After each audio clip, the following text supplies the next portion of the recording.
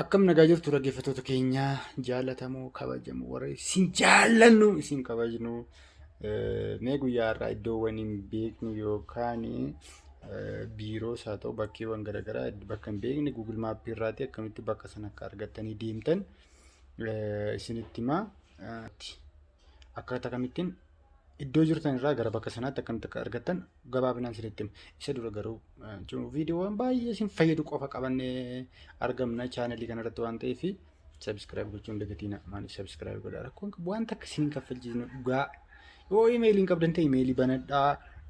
Onuma sabskiraayib gochuu fedhaati imeelii banadhaa rakkoon qabu. Maaliif jenna yoo sabskiraayib gootan nootifikeeshiniin isin gaha.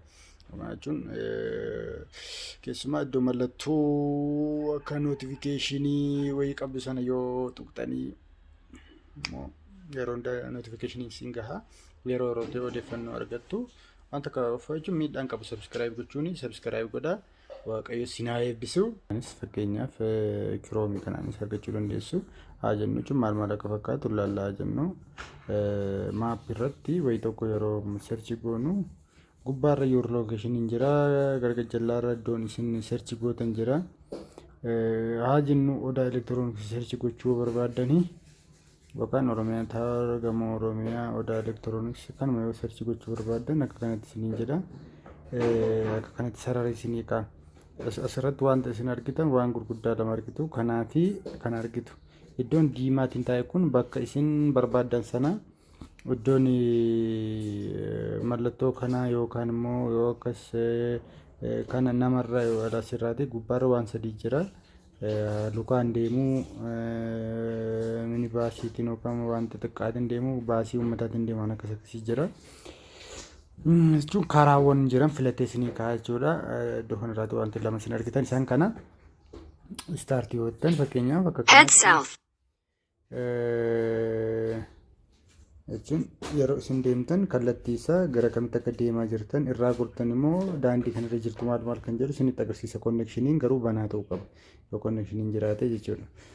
Amma fakkeenyaaf bakki keenya iddoo kamitti akka argamu amma odaa elektirooniksiin achirraati oopshiniin daandiiwwan oopshiniin jiran maal akka ta'an kan hundumaa isinitti agarsiisa. Kun daandii kanarra yeroo sirrii deemaa jirtan daandii kana sirreessee isinitti agarsiisa. Inni tokko isa kana kan biraan immoo yoo maa jennu kiroomiitiin otoo searchi gootan maal fakkaatan jedhu haa jennu amma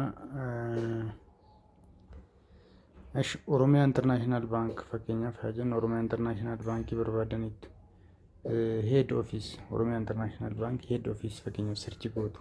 Normaalii maruma Google irratti yeruma searchi gootan akka kanatti isinii fida.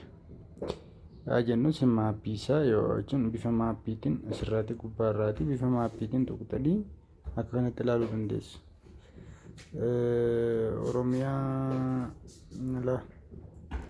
jechuun ammayidha. Oromiyaa International Bank Boolee Branch Oromiyaa International Bank ምናምን ኦሮሚያዋን ጉረመኝ ዱፈን Oromiyaa International Bank isa kanatti share company isa iddoo kam akka inni jiru jechuudha. Akka kana asirraati yeroo laallu okay solo goora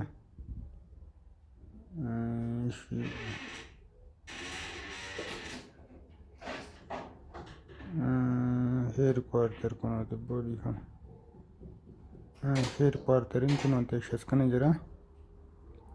Iddoo kanarraati yeroo kanattis ilaaluu dandeenya baay'ee iddoo kanarraati jechuun jijjiirree asirraan isin argitan ishee kanaan jijjiirree hindamachuu dandeenya.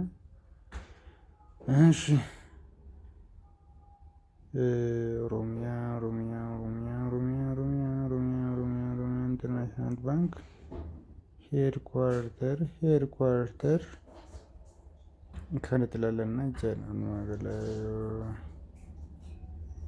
Oromiyaa International Bank amma eessarratti inni agarsiisee markaatu makeetu naannoo kanatti headquarteriin kunooti. Akka seenne iddoo kanarratti amma maal goona ishee kana tuqna irrattan gara achiitti akka deemu jechuudha. Dandeenye ishee Chumarratti nu agarsiisa jechaadha. Asirraa ka'ee amma makan irraa fagaatu amma iddoon inni jiru irraatii kiiloomeetira amma kana akka fagaatu daqiiqa amma kana akkana oofu taaksiitiin waan akkasiin ittiin kanumaan walumaa gala gabaabinaan ilaaluu dandeenya jechuudha. Bakka barbaadan galchuu dandeessu jechuun bakka barbaadan haa jennu maan isiniin jedhama immigreeshin ነው እንዴት ነው immigration office yoo akkasitti galchitan immigration iddoo kam akka inni jiru kun as kana jira jechuudha. Walumaa gala waan barbaadan airport waan barbaadan bank fakkeenyaaf maan isiniin jedha gadaa bank fakkeenyaaf gadaa bank otoo ammayyaa wanti irratti galmeeffameera jechaadha. Gadaa bank ishee gadaa bankiin galmoofnaan ta'e hin jiru. Ishee cooperative bank of Oromia kana irratti haa jennu iddoo kana yeroo zoom gochaa maruu dantan kanatti midhaga walumaa gala akka kanatti fayyadamtu jechuudha. Amma iddoo keenya dhufuun maal jettanii barreessitan jechaadha. Akkuma kan kilee gootanii isaan booda iddoon kun iddoo dildila jennu isaan naannoo qallaalu kanatti sochottanii dhuftanii nu bira qophattu jechaadha. Kanumarra deemtanii kanumaa galatoomaa garuu warreen sabiskiraabiin goone odeeffannoowwan akka kanaa babbareedaa isinii qabannee dhiyaanne yeroo hunda waan ta'eef warreen sabiskiraabiin goone sabiskiraayib gochuu hin dagatiina. Ani buleessuma keessan ana isa kana sabiskiraayib gochuu hin dagatiina. Yookaan immoo iddoo mallachuun fakkiin wayii jirtu kan loogoon Odaa elektirooniksii jirtu kana yoo tuqxan viidiyichumarra jira isinii dhufti sabiskiraayib godhaa kan jettu. Galatooma yaadas gaaffii soo qabaattan immoo nu barreessaa yaada qabdan isinii ibsina. Kana isiniin jenna maalmaaf galatooma isiniin jenna galatooma.